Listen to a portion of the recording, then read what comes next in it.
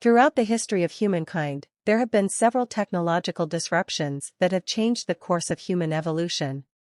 From the invention of the wheel, the development of agriculture, invention of the printing press, to the internet.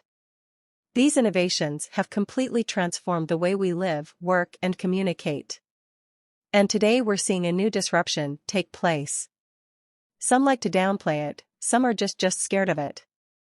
But one thing is certain: it'll change the way we do everything, and that is the AI revolution. Welcome to this video. Now, to better understand why we believe there is a disruption coming, we need to take a look at what all the previous technological disruptions had in common. Because once you see the patterns, things become a lot more clear. It all started with the development of agriculture, where people understood how to farm the land to produce more food easier.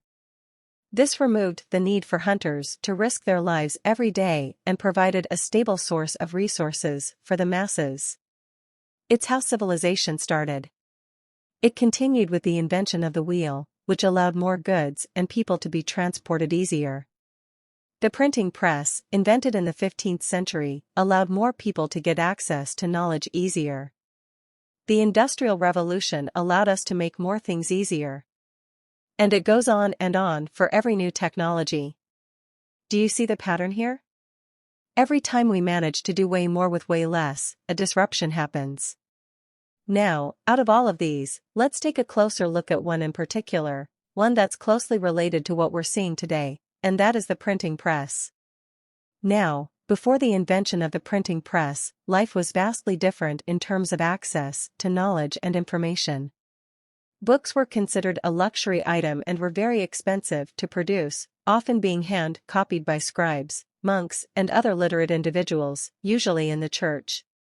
As a result, books were limited in availability and only accessible to the wealthy and elite.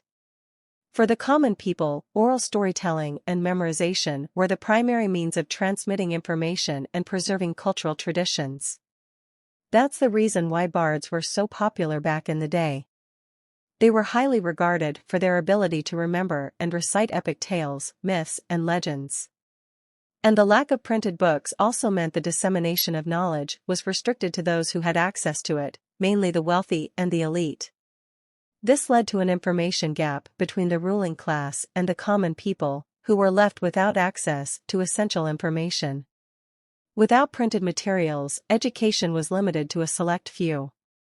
And those who had access to books had a significant advantage over those who did not, leading to a divide in society.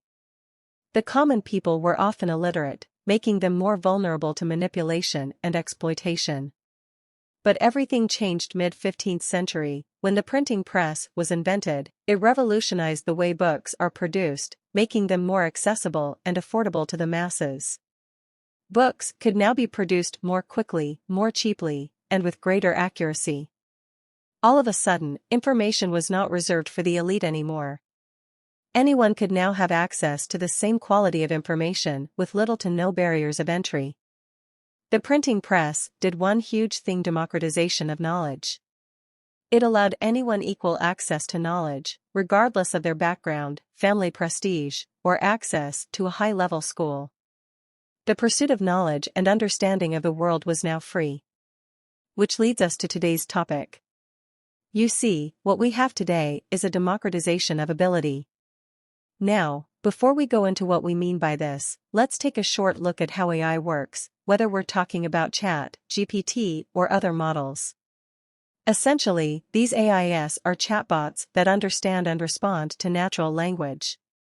If a programmer needs to write code and a programming language to talk and give tasks to a computer, with AI, you can just tell it to do something, and it does. We're sure many of you have played with Chat, GPT, and other AI models by now, and you've seen them in action. Okay, now back to the point. As the printing press allowed everyone to access knowledge equally, AI is allowing everyone to express their creativity and imagination without needing a technical know-how. Think about it like this: almost every single job involves a certain amount of Google searching, to the point where being good at searching on Google became an actual skill. Have you ever seen your dad try to search something on Google? Yeah, you know what we're talking about.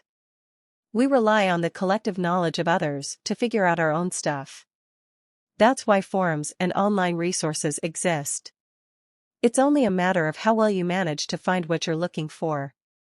But AI makes everyone who's really bad at Google search actually pretty good at Google search. We actually believe that in the near future, the phrase Google, it will be like some kind of ancient phrase. And we're not the only ones who believe this. Google thinks it too.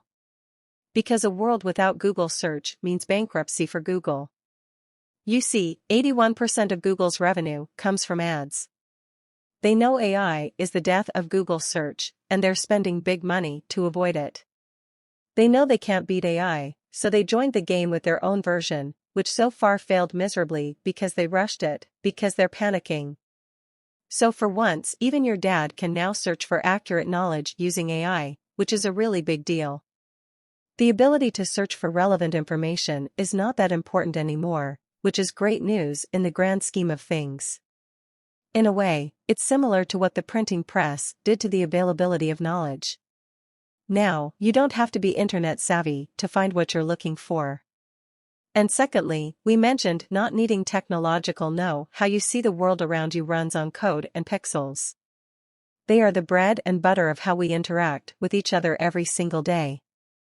The problem is, only a few people learned how to create code or pixels. Some didn't have the opportunity. Others didn't have the means. But regardless, despite popular belief, very few people have the know-how to talk to a computer. In fact, according to the U.S. Bureau of Labor Statistics, there were approximately 1.5 million computer programmers employed in the United States as of 2020. And this represents less than 1% of the total U.S. population. Now, do you really think those 1% represent the most creative and ingenious minds that can handle programming? No, of course not. There are plenty of people who are excellent at problem solving who just didn't happen to learn how to do so using technology. And this is where the democratization of ability really comes into play. There are so many people out there who could give their idea a shot. Maybe they want to build a cool website. Maybe they've got a great idea for an app or a great idea for a game. But those things, if done right, still have big barriers of entry in terms of know-how and cost. Now imagine a world where you can ask an AI to bring your idea to life in a website. As a matter of fact, you don't even have to imagine it. You can look it up on YouTube. People have started creating amazing websites using AI from scratch with zero coding knowledge. It won't be long until you see the same people creating apps and games with a fraction of the resources that you used to need. That's the true democratization of ability. And that's where AI will change the future of work. Because remember, okay, we're still at version 1, and it's already been nerfed quite a bit because it proved to be too much to handle. Imagine the possibilities when this thing gets more polished. This isn't about getting programmers or other people out of a job. It's about giving the same possibilities and the same resources to everyone. And let the truly creative and innovative people win. Chatbots such as ChatGPT are already having a significant impact on the future of work, from customer service to data analysis and creative writing, and most likely in music production. Soon enough, some worry the increasing use of AI and automation will lead to job loss and economic inequality, as certain roles are replaced by machines and there are valid concerns.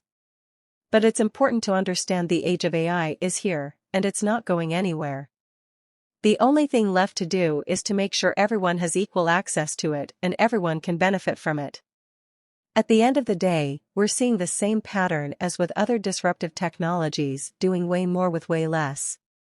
It allows everyone access to knowledge and ability, and it levels off the playing field. Now it's a matter of what you decide to do with it. We hope you learned something valuable here today. Have you ever used AI? And what did you use it for? Let us know in the comments, and let's start a conversation. We're eager to hear what you think about this. And as a thank you for sticking with us until the end, we've got a bonus for you. Some of you have asked if we've ever used AI before, and the answer is yes. We've always been big fans of technology and tools to analyze data and come up with educated conclusions. AI helps us to come to those conclusions faster. But let me just tell you one thing. Contrary to popular belief, I'm 100% human. We'll see you back here tomorrow. Take care.